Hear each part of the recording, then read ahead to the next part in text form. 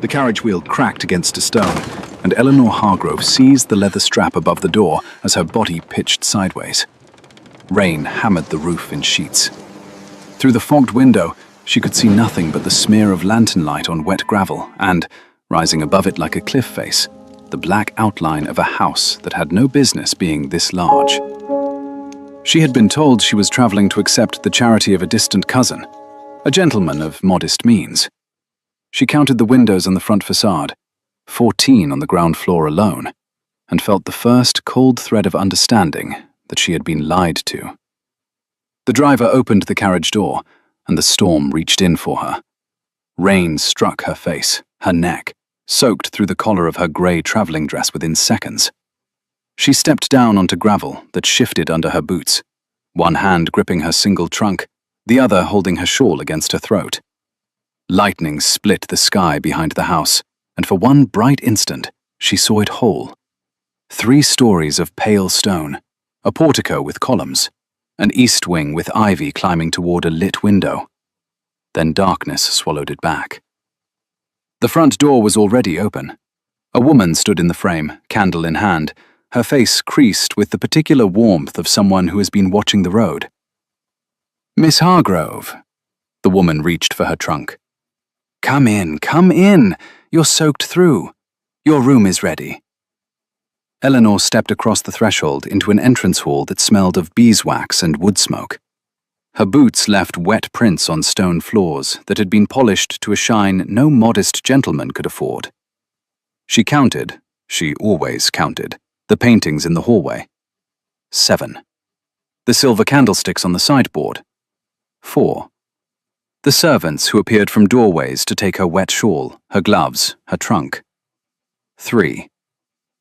"You said my room is ready." "Yes, miss." "It's been ready for some time." "How long is some time?" The housekeeper paused at the base of the staircase. The candle threw her shadow tall against the wall. 17 years, miss."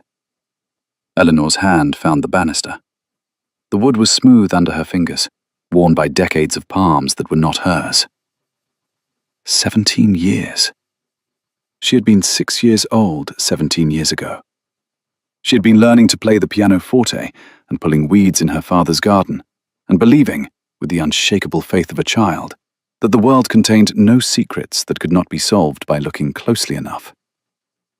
"I think," Eleanor said, "that I would like to meet the gentleman of modest means, who has been preparing a room for me since before I could read." The housekeeper led her up the staircase, down a corridor lit by candles in iron sconces, and stopped before a door at the end of the east wing. She opened it. Eleanor stepped inside and felt the ground beneath her understanding shift. The room had been built for her, not in the general sense of a guest chamber made comfortable, in the specific, surgical sense of a room assembled by someone who had studied her from a distance. A writing desk, positioned beneath the window, angled to catch morning light. Shelves lined with volumes she recognized. Petrarch in the original Italian, Newton's Principia, a botanical encyclopedia she had once mentioned wanting in a letter to her father. A pianoforte stood against the far wall, its lid open, its keys gleaming in the firelight, as though someone had polished them that afternoon. Eleanor crossed the room. She touched the spine of the Petrarch. She pressed one key on the pianoforte, a middle C that rang pure and tuned in a house where no woman lived. Her finger trembled against the ivory, and she pulled it back. "Who is he?" she asked, without turning around. "The Duke of Ashworth, miss." "My father's enemy?" "Yes, miss." "And he has kept a pianoforte tuned for 17 years. For the daughter of the man he hates." The housekeeper said nothing. The candle flickered. Rain lashed the window in the silence, and Eleanor stood in a room that knew her better than she knew herself, and understood that every fact she had built her life upon was about to come apart. She did not sleep. She sat at the writing desk with the fire burning low, and counted the things she knew. Her father was dead. His solicitor had told her she was destitute. A distant cousin had offered temporary shelter. She had packed a single trunk. She had boarded a carriage in London 4 days ago, and she had arrived at the house of the man her father had cursed every birthday, every Christmas, every evening when the wine made him reckless and his voice turned to iron. The Duke of Ashworth, destroyer of their family, thief of their inheritance, the name spoken with the ferocity of prayer. A man who had built her a room when she was 6. She heard footsteps in the corridor at dawn. Measured, deliberate. The stride of someone who had been awake for hours and was deciding, with each step, how much truth to carry through the door. Eleanor stood. She smoothed her dress, still damp at the hem, still borrowed, still fitting badly at the shoulders. She positioned herself beside the window, where the first copper light of morning was beginning to push through the storm clouds, and waited. The knock was soft. She opened the door. He was not what she expected. Tall, yes. Her father had described him as towering, monstrous, a man built for intimidation. But the person in the corridor had the hollowed look of someone who had been carrying something heavy for a very long time. His hair was grey at the temples. His eyes, dark, careful, searching her face the way a navigator searches for landfall, held no malice. He held a folded letter in his right hand. Miss Hargrove, I am the Duke of Ashworth. I know who you are. My housekeeper told me. Also, the 14 windows and the pianoforte, tuned for a woman who does not exist, were suggestive. She did not step aside. She did not invite him in. She stood in the doorway and watched his face, the way she watched ledgers, for the number that did not belong. May I come in? That depends. Are you going to tell me why my father's enemy has been furnishing a bedroom for me since I was a child? Or are you going to offer me tea and speak around it? Something shifted in his expression. Not surprise. Recognition.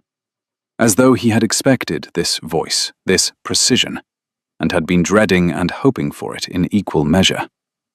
He held out the letter. Your father wrote this. It was meant for you. She took the letter. His fingers were steady when hers were not. She noticed that and hated it.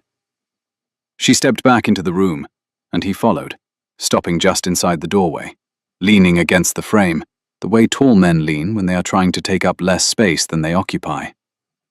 Eleanor unfolded the letter. Her father's handwriting. She would know it in the dark, by the shape of his H's alone, the way they leaned left, as though bracing against wind. She read, standing by the window, in the copper light that was now streaming fully through the glass. The letter was 3 pages. She read it twice. Then she folded it along its original creases, aligned the edges with the edge of the writing desk, precisely, deliberately, a gesture that required her hands to do something geometric, or the rest of her threatened to collapse, and turned to face the Duke of Ashworth. You are his brother? Half-brother. Same father, different mothers. And the hatred? Performance. Our father, the old Duke, would have destroyed any connection between us. Your father played the enemy to keep you hidden from a man who believed bloodlines existed to be controlled. My father spent 23 years teaching me to hate you. He said your name like a wound he kept reopening on purpose. Every year, every Christmas, the same stories of betrayal and ruin. Her voice held steady. Her hands did not. She pressed them flat against the desk. Was any of it true? The ruin was real. Our father caused it. Your father let me take the blame, because a brother who is hated is safer than a brother who is known. He paused. I held you the night you were born. Your mother asked me to protect you if anything happened. She died 3 days later. Your father and I agreed that the safest protection was distance and the appearance of enmity. Eleanor absorbed this the way stone absorbs rain. Slowly, completely, with no visible sign of the saturation happening beneath the surface. She looked at the room around her, the books she loved, the pianoforte she played. The desk angled from morning light because, she understood now, someone had been told she liked to write in the mornings. You built this room from his letters? Yes.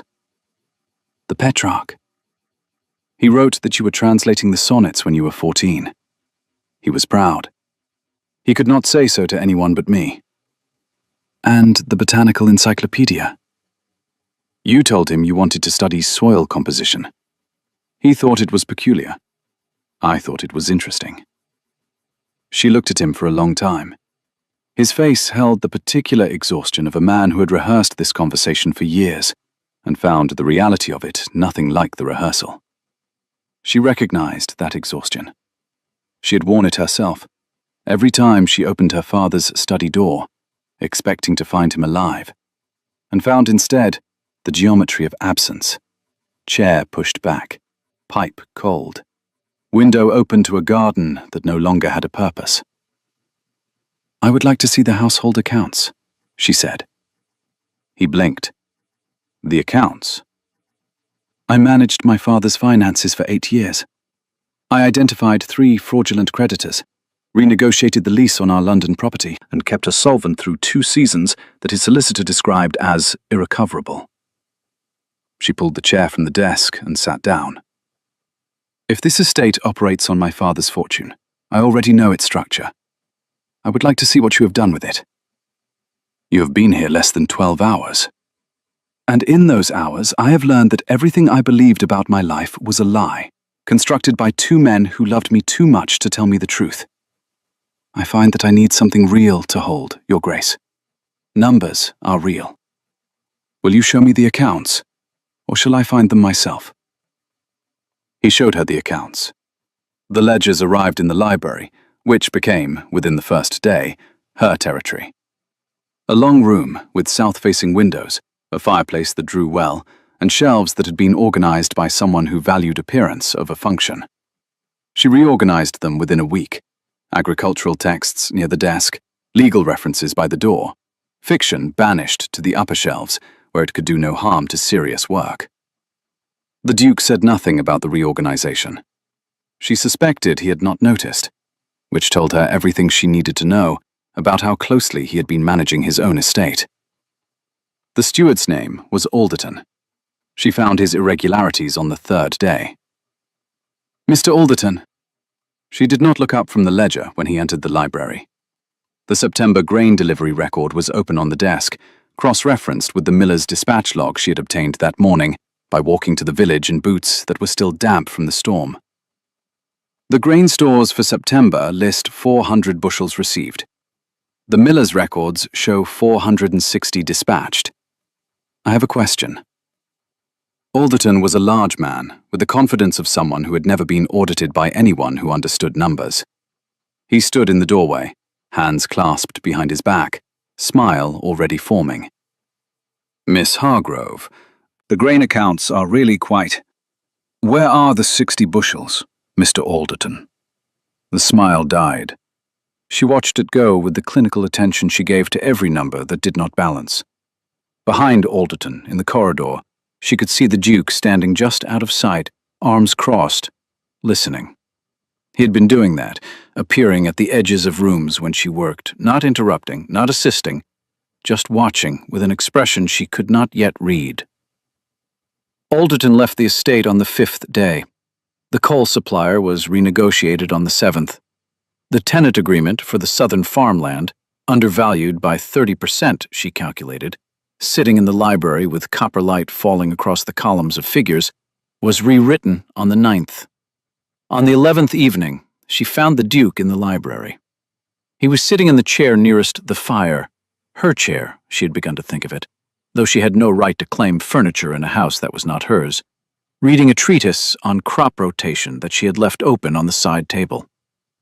"You've read Tull," he said without looking up. "I've read Tull, Young, and Coke of Holcombe. I've also corresponded with a gentleman in Norfolk on the subject of soil drainage." She sat in the opposite chair. The fire was low.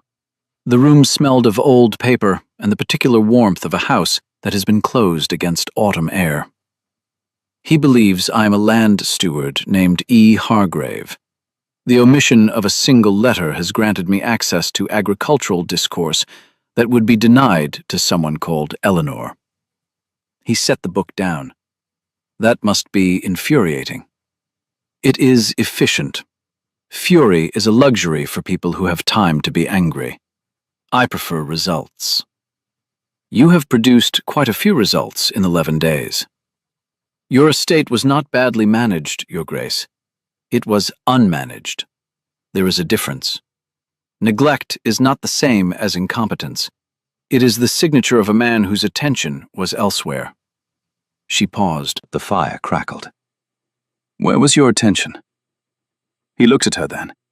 Not the careful, navigating look of their first meeting. Something rawer, less controlled. The expression of a man whose defenses had been dismantled so gradually he did not notice until the walls were already down. On a road in Hampshire, waiting for a carriage. The silence that followed was warm and heavy, like wool laid over a wound. Eleanor held his gaze for 3 seconds, then 4, then 5, and looked away. She reached for the tulle, opened it to a page she had marked, and began to read aloud about turnip cultivation. It was, she knew, a retreat. But some advances require a retreat first, the way a tide pulls back before it reaches further up the shore than it has ever been. They sat in the library until the fire burned to embers.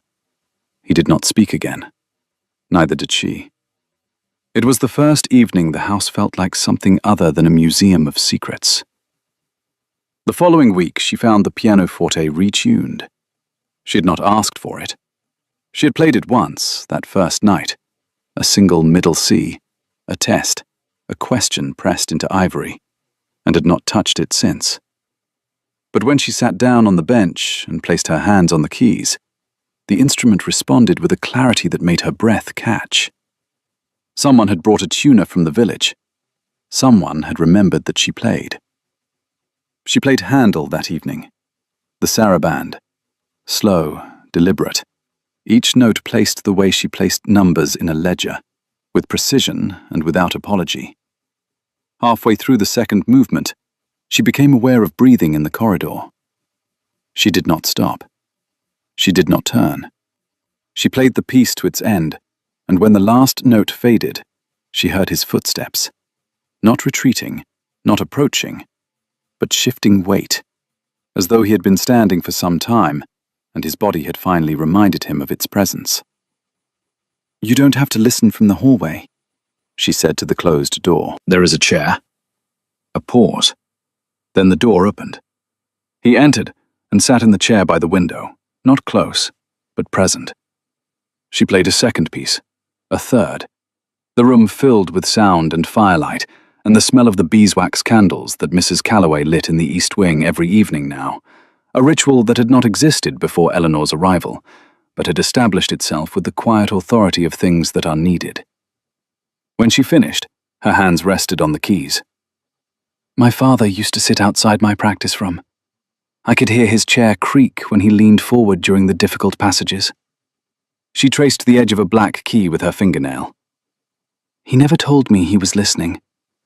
I never told him I knew." The Duke said nothing, but his hand, resting on the arm of the chair, opened, palm up, fingers relaxed, in a gesture so small it might have been involuntary. An offering, an acknowledgement that some forms of listening are themselves a kind of love. She stood, closed the lid of the pianoforte, and left the room. In the corridor, she pressed her back against the wall and placed one hand flat against her sternum, where something was expanding, warm, structural, load-bearing, that she did not yet have a name for, but recognized as dangerous. The letter from Sir Edmund Graves arrived on a Tuesday. Eleanor was in the library. She was always in the library now, the desk covered in correspondence, the shelves reorganized twice, a pot of tea growing cold beside a stack of tenant petitions, when the Duke appeared in the doorway holding an envelope as though it were a dead thing he had found on his step. "Who is Sir Edmund Graves?" "My father's executor. The old Duke's man. He set the letter on the desk. His jaw was tight. He has learned of your existence. Eleanor read the letter. The language was courteous in the way that a drawn sword is polished, every surface gleaming, every edge designed to cut. Sir Edmund Graves, executor of the Ashworth Family Trust, requested the pleasure of an audience regarding certain provisions pertaining to undisclosed descendants of the bloodline. The word descendants was underlined. He means me. He means you. What provisions? The Duke sat down across from her. The library was dim, late afternoon, clouds over Hampshire, the copper light that she had come to associate with this room reduced to pewter. My father's trust grants authority over any descendant of the Ashworth line until a suitable marriage is arranged. Suitable meaning strategic, consolidating. His word. And this trust supersedes my father's will. Graves will argue it does. Blood preempts bequest, he'll claim. Eleanor aligned the letter with the edge of the desk. She pressed the creases flat with her thumb. It was the gesture she made when she needed her hands to perform precision, while her mind performed something far less controlled. How long have you known about this provision? 6 years. And you brought me here anyway. The alternative was worse. You, alone, in a city, with no legal protection when Graves found you. And he would have found you, Eleanor. My father's machinery does not stop because the machinist dies. It was the first time he had used her Christian name. She heard it land in the room like a key turning in a lock she had not known existed. She did not correct him. She filed it, the way his voice dropped half a register on the second syllable, the way his hands gripped the arms of the chair as though the name had cost him something to say. When does he arrive? Thursday. Graves arrived on Thursday at 11 in the morning, in a carriage without a crest, accompanied by a solicitor whose face had the practiced blankness of a man paid to deliver bad news. Eleanor watched from the library window as they crossed the gravel drive. She counted Graves's steps, measured, theatrical, the walk of a man who had been performing authority for so long he had forgotten it was a performance. She straightened the papers on her desk. She poured a fresh cup of tea. She sat down and waited. The Duke brought them to the library. Eleanor did not stand when they entered. She had learned, in the 11 days she had spent dismantling and rebuilding this household, that a woman seated at a desk covered in ledgers projects more authority than a woman rising to greet. Sir Edmund. She did not extend her hand. Please sit. Graves was perhaps 60. Silver hair, silver watch chain, the particular confidence of a man who had spent 4 decades as the instrument of a more powerful man's will, and had come to believe the power was his own. He looked at Eleanor the way one looks at a document, assessing its value, its vulnerability, its use. Miss Hargrove, I understand you have been settling in.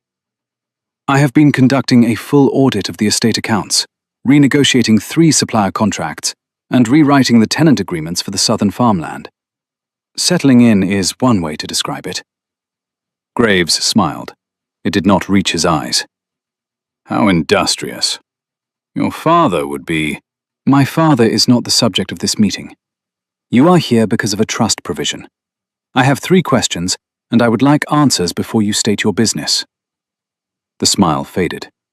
The Duke, standing near the fireplace, went very still. First, Eleanor said, does the trust define descendant by blood or by legal acknowledgement? By blood. Second, has my blood ever been legally acknowledged as part of the Ashworth line? Any court document, any sworn affidavit, any public record naming me as a descendant of the late Duke? Graves shifted in his chair. The resemblance alone. Resemblance is not testimony. Resemblance is what old men cite when they lack evidence. Has my blood been legally acknowledged? Yes or no? Not formally, but given time. Third, she did not raise her voice. The room contracted around her stillness. The Duke by the fire, the solicitor frozen mid-note, Graves gripping the arm of his chair with fingers that had gone white at the knuckles. If you pursue an unsubstantiated blood claim against a woman who is legally placed under the guardianship of a sitting duke, a duke who holds a seat in the House of Lords and retains solicitors who charge more per hour than your man charges per day, on what grounds do you imagine you will prevail? The silence lasted 6 seconds. Eleanor counted them. Graves stood. His solicitor closed his notebook. They left within the quarter hour. But Eleanor, watching from the library window as the carriage pulled away, saw Graves turn and look back at the house. Not with defeat, but with the calculating patience of a man who has been told no before, and has always, eventually, found a way around it. "He will return," she said. The Duke was beside her at the window. She had not heard him approach. His reflection appeared in the glass next to hers, taller, older, the grey at his temples catching the pale light. "I know." Eleanor pressed her forehead against the glass. It was cold. Outside, the garden was being dismantled by autumn, the roses stripped, the hedges thinning, the ground softening toward mud. She thought of her father's garden, the one she had tended as a child, pulling weeds because he said weeding was the only honest work. You could see the result immediately. You knew what you had done. There was no ambiguity. She missed that clarity. She missed the version of the world where enemies were enemies, and a pianoforte was just a pianoforte, and a room was just a room. "When I was 9, she said, my father came home from London in a fury I had never seen. Locked himself in his study for 3 days. I brought meals to the door. On the 3rd day, I pressed my ear to the wood and heard him say your name, not as a curse," the way he usually said it. Softer. The way you say the name of someone you miss. She traced a raindrop's path down the glass with her fingertip. "I catalogued it. I catalogue everything. I didn't understand it then. Now I do." The Duke's reflection closed its eyes. He loved you. The hatred was the shape his love was forced to take. And you loved him. The distance was yours. "Yes. Graves will not take me." Her voice carried the flat certainty she used for numbers, for things that were true because the arithmetic demanded it. "Guardianship will not hold against a sustained legal challenge. He will find barristers. He will manufacture documentation. He will petition courts that are sympathetic to bloodline arguments because half the peerage survives on them." "I know." "There is one legal structure he cannot challenge." She said it, looking at his reflection rather than his face. It was easier, somehow. The glass between them, the garden visible through both of their images, the rain beginning again on the other side of the window. "Marriage." The Duke's reflection closed its eyes. A wife cannot be claimed by a family trust. A duchess is not a ward. If Graves returns, and he will, the only defense that cannot be petitioned away is a marriage certificate. She turned from the window to face him directly. "I am identifying the most efficient legal defense available. I am noting that it requires your cooperation." "Eleanor." His voice was rough. He had not moved from the window. His hands were at his sides, but she could see the tension in them. Fingers slightly curled, the tendons visible, the posture of a man holding himself back from something. "I will not marry you to protect you." "Then we have a problem, because Graves..." "I will not marry you to protect you. I will not marry you because of the trust, or the threat, or because your father asked me to stand between you and the world." He turned from the window. The copper light, that persistent, particular light that defined this room, this hour, this impossible situation, caught his face, and she saw for the first time the full, unguarded landscape of what he had been carrying. "I would marry you because you counted the windows before you removed your coat, because you demanded the accounts before you asked for comfort, because you have reorganized my library twice and I have not objected because it is better both times. Because you wrote to a man in Norfolk about soil drainage and signed yourself E. Hargrave, and I have never in my life wanted to publish someone's work under their real name, as much as I want to publish yours." Eleanor's hand found the windowsill behind her. The wood was cool and solid under her fingers. Her heart was doing something rapid and structural, as though it were being rebuilt from the inside, while still required to function. "That," she said, "is an acceptable reason." He crossed the distance between them in 2 steps. His hand found her face, his thumb against her cheekbone, his fingers in her hair, and she realized his hands were shaking. The man who had waited 17 years, who had furnished a room for a girl he had held as an infant, who had endured 2 decades of performed hatred from the brother he loved. His hands were shaking, and she reached up and steadied them with her own, pressing his palm flat against her cheek, holding it there. He kissed her in the library, in the copper light, with the rain falling against the window and the fire burning low, and the reorganized shelves standing witness. It was not a gentle kiss. It was the kiss of 2 people who had spent their entire lives being precise and controlled and measured, and who had discovered, in the space between one heartbeat and the next, that precision is no defense against this. They married on a Tuesday. The chapel at Thornfield Park was small and cold, and the rain had not stopped for 3 days. Mrs. Calloway wept. The vicar, who had known the Duke for 20 years and had never seen him bring another person to anything, read the service with the care of a man who understood he was witnessing something inevitable. Graves returned in December. He brought barristers. He brought documents. He brought the accumulated legal weight of a dead man's obsession with dynasty. He was met at the front door by the Duchess of Ashworth, who informed him that his blood claim had been rendered void by her marriage, that his trust provision had been reviewed by 3 independent barristers, who had each independently described it as unenforceable, and that his carriage was blocking the coal delivery, which, she noted, was now supplied by a vendor who did not overcharge. The Duke stood behind her in the hallway. He did not speak. He did not need to. Graves looked at his face and saw something worse than triumph. Peace. Spring came to Thornfield with the particular insistence of a season that has been delayed. Eleanor planted a kitchen garden, not ornamental, not decorative, but rows of vegetables and herbs organized with the same precision she applied to everything she touched. She published her first paper on soil drainage in the Norfolk Agricultural Journal under her own name.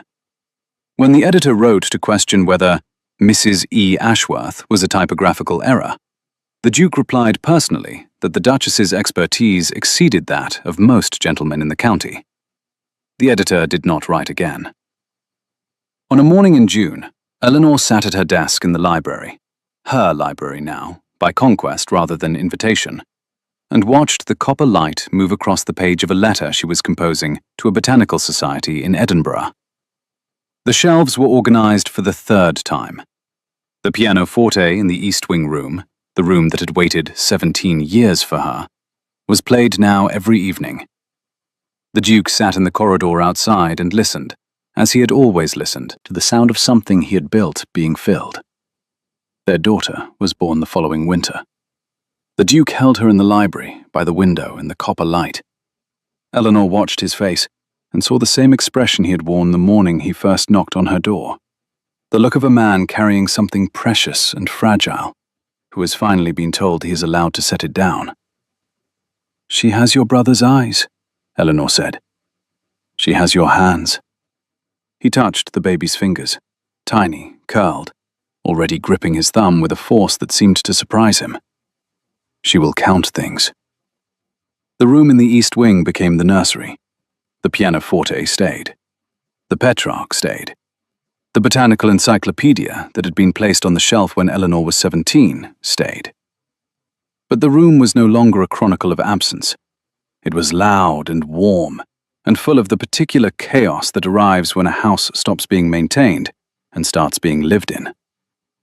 Some rooms are built by architects, measured, assigned, purposeful before anyone enters them.